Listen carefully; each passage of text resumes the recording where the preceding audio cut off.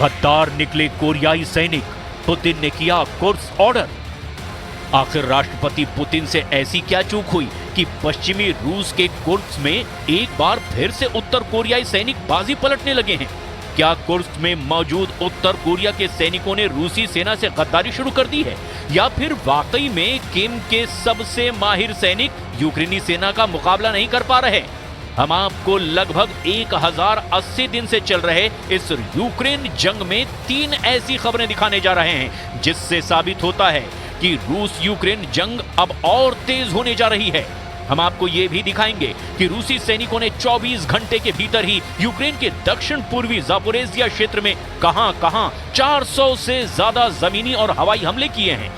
इसके साथ ही उस खुफिया रिपोर्ट के बारे में भी बताएंगे जिसमें दावा किया गया है कि रूसी सेना ने अचानक उत्तर कोरिया के supreme leader Kim Jong Un से कह दिया है कि उनके सैनिक यूक्रेन से लड़ते लड़ते गायब होते जा रहे हैं।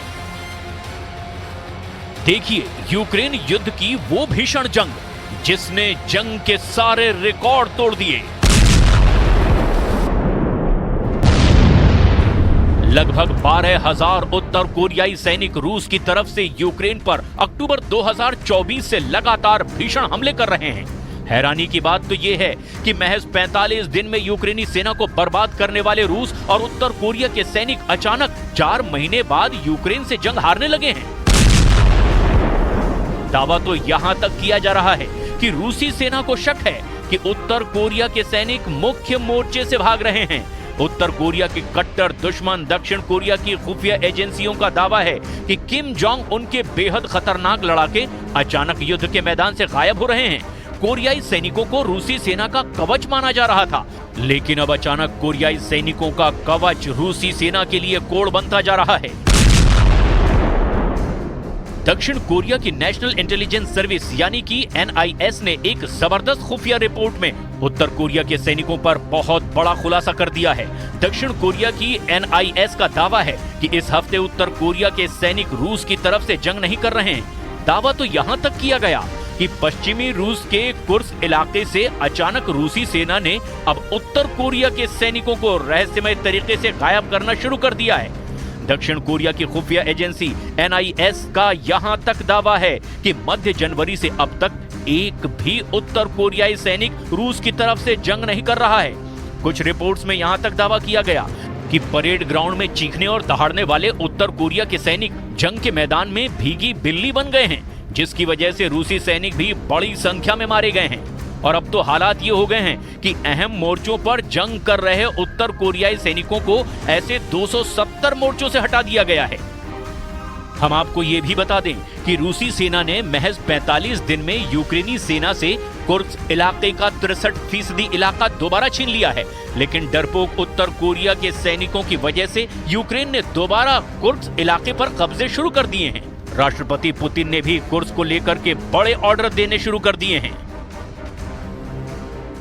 В соответствии с Конституцией Украины, президент Украины даже в условиях военного положения не имеет права на продление своих полномочий. На продление полномочий имеет право только представительные органы власти, только Рада, то есть парламент страны. А у президента только 5 лет срок. Все, больше ничего. अब आप जरा ये वीडियो देखिए जिसमें यूक्रेनी ड्रोन चुन चुन कर कोरियाई सैनिकों को मार रहे हैं। जान बचाकर भागते कोरियाई सैनिकों को साफ देखा जा सकता है। यूक्रेन इस वीडियो के जरिए दावे कर रहा है कि उत्तर कोरिया के हजारों सैनिकों ने सरेंडर कर दिया है, लेकिन हकीकत में जंग के मैदान में कुछ और ही चल रहा है। सितंबर 2024 से 5 फरवरी 2025 तक यूक्रेनी सेना उत्तर कोरिया के सिर्फ 2 सैनिकों को जंग में जिंदा पकड़ पाई है।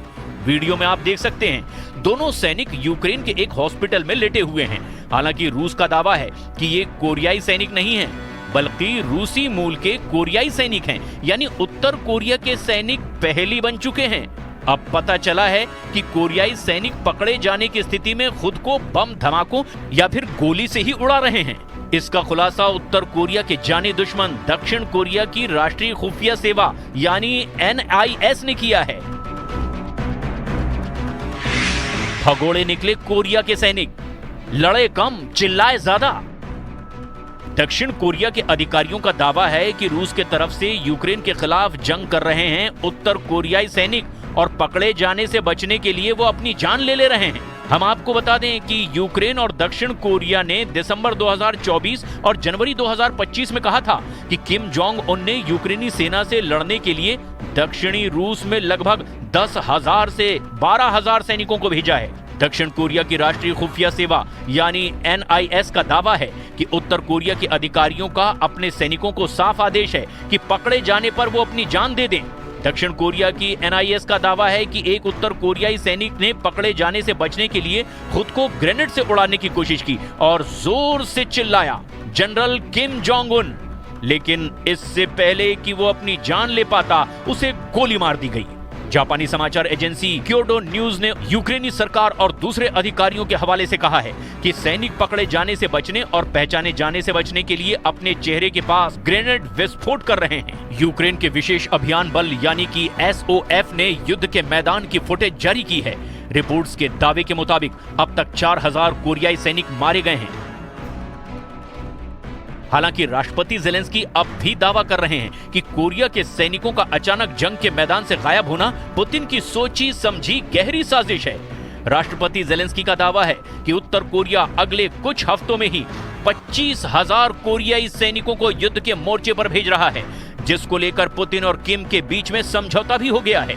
वहीं यूक्रेनी सेना ने एक और सनसनीखेज दावा भीषण जंग को लेकर किया है। दावा किया गया कि राष्ट्रपति पुतिन ने कुर्स्क को लेकर के बहुत बड़े हमले शुरू करवा दिए हैं।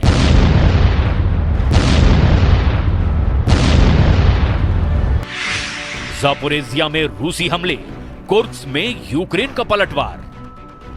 यूक्रेनी सेना से जुड़े ज़ापोरिज़िया के सैन्य प्रशासन के प्रमुख इवान फेडोरोव ने दावा किया है कि रूसी सैनिकों ने 24 घंटे के भीतर ही यूक्रेन के दक्षिण पूर्वी ज़ापोरिज़िया क्षेत्र में 9 बस्तियों पर लगभग 400 हमले किए हैं, जिसकी वजह से ज़ापोरिज़िया इलाके में भीषण तबाही हुई है। और दावा किया जा रहा है कि रूस के 400 हमले से जुड़े कम से कम 13 रिपोर्ट्स में पता चला कि इस वक्त रूसी सेना पूरी तरह से कब्जा करने की नीयत से ही ज़ापोरिज़िया में हमले कर रही है।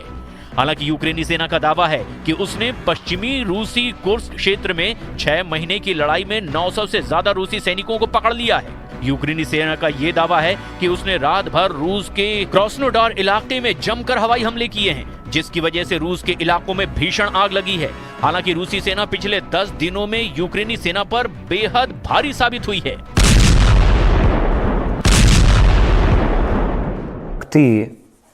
Україну не перемогти, але можна перемогти весь світ. Показати, що він був правий, яким чином, тобто безкарні. अब जो खबरें मिल रही है उसके मुताबिक रूसी सेना ने यूक्रेन के डोनेस्क क्षेत्र में 2 यूरेनी बस्तियों पर कब्जा कर लिया है। सिवरस्क शहर के पास टेरनी और आगे दक्षिण में नेस्कुचने तक रूसी सेना का कब्जा हो चुका है। यहाँ तक कि पूर्वी यूक्रेन शहर पोक्रोवस्क के पास में भी रूसी सेना को जबरदस्त बढ़त मिल चुकी है। जबकि रूस के सीमावर्ती कुर्स्क क्षेत्र में यूक्रेनी पुल हेड को घेरने पर रूसी ऑपरेशन चल रहा है, जिसके तहत रूसी सैनिकों ने यूक्रेन के उत्तरी सुमोय क्षेत्र में प्रवेश किया है। ISW की रिपोर्ट के मुताबिक जनवरी के जियो लोकेटेड फुटेज का हवाला देते हुए कहा कि रूसी सेना ने अंतर्राष्ट्रीय सीमा पार की और सीमा के साथ ही सुमोय शहर के उत्तर में स्थित झुरावका के पश्चिम में आगे बढ़ी है। यूक्रेनी सेना की 67वीं मैकेनाइज्ड इन्फेंट्री ब्रिगेड के वीडियो में रूसी पैदल सेना पर हमले दिखाई दे रहे हैं। रूसी सैनिकों ने कुर्स्क क्षेत्र में सुत्जा शहर के दक्षिण पूर्व में स्थित निकोलायेवो दारिनो के पास में बाईपास करने के लिए यूक्रेन के सुमय क्षेत्र में भीषण हमले किए हैं।